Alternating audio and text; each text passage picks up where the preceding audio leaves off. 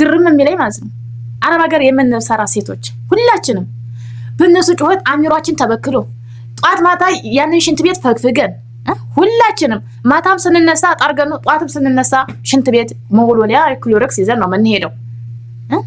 በዛ ላይ የልጆቹ ጩኸት ዋይ ዋይ ዋይ ዋይ ዋይ ዋይ አንዱ ሲሰራ አንዱ ይጠይቃል፣ አንዱ ሲባል አንዱ ሌላ ይጠይቃል። በመጥረጊያው ወገባችን ተገትሮ ምክንያት ሳይጅ ነው ስሮጥ አሞለው በተለይ ልጅ ያለበት ቤት የገባችሁ ልጆች እንደዚህ ሆነ ሰርተን በመስተጨረሻ ምንድነው አገር ስንገባ የ13 የ14 ዓመት ወይ የ15 ዓመት ሆነን መተን ከሆነ የ30 40 ዓመት ሴት እድሜ ሆነን ነው የምንገባው።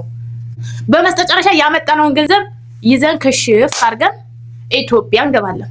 ኢትዮጵያ ከገባን በኋላ እስከ ዘር ማንዝር ቅማስ ሳይቀር አጎቴ አክስቴ ያጎቴ ልጅ የምንትስዬ ልጅ መዝናኛ ካፌ ቡና ቤት ሻይ ቤት እንትና ምግብ ቤት ሐይቅ አዲስ አበባ አዋሳ ደብረሲና ደብረ ብርሃን እያላችሁ ብራችሁን በጣም ቅጭ ታረጉት ተጨርሱና በመስተጨረሻ ምንድነው የምትሆኑት? ያላችሁን ሸክፋችሁ መዝናኛ እያላችሁ ትወስዳላችሁ።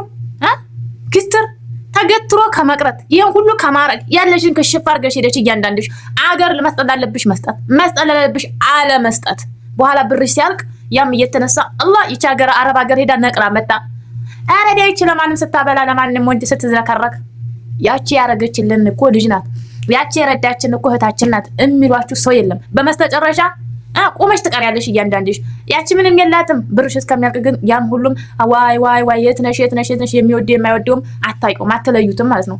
ስለዚህ ባልም ከመጣላችሁ አግቡ አገርህ ሄዳችሁ እቃችሁን ይዛችሁ ሄዳችሁ ከሽፍ አድርጋችሁ ለራሳችሁ ቢዝነሳችሁን ከፍታችሁ ተቀመጡ።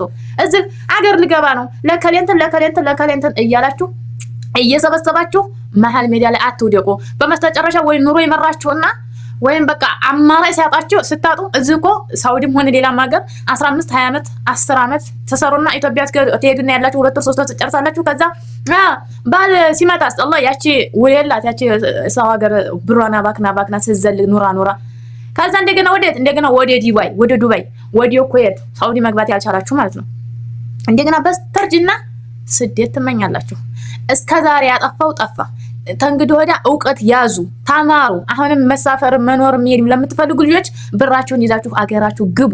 መግባት ያሰባችሁ እዚህ ለከሌሽ ከሄን ገዝቸው ለከሌን ከሽፈው ለከሌን እያላችሁ መሀል ሜዳ ላይ አትቀሩ። እኔ አሁን አንድ ጓደኛ ያለች እዚህ ሀገር 17 ዓመት ነው ኑራ ሄደችው ማለት ነው።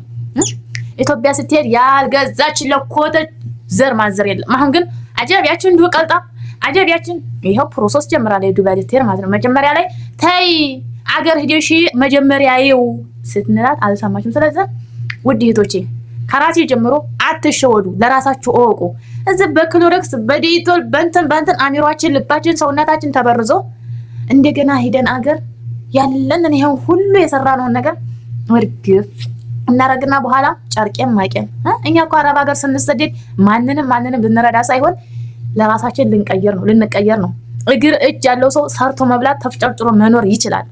ስለዚህ ለራሳችሁ ወቁ ነው የምለው። እኔ ይሄን የተናገርኩት በቃ በጣም ጓደኛ ስላሳዘነችኝና ሌላም ሰው ትምህርት ይማርበታል በማለት ነው። ለራሳችሁ ወቁ። ማንም አይጠቅማችሁም። የአረብ ሀገር ሴት ነቅላለ ነው የምንባለው።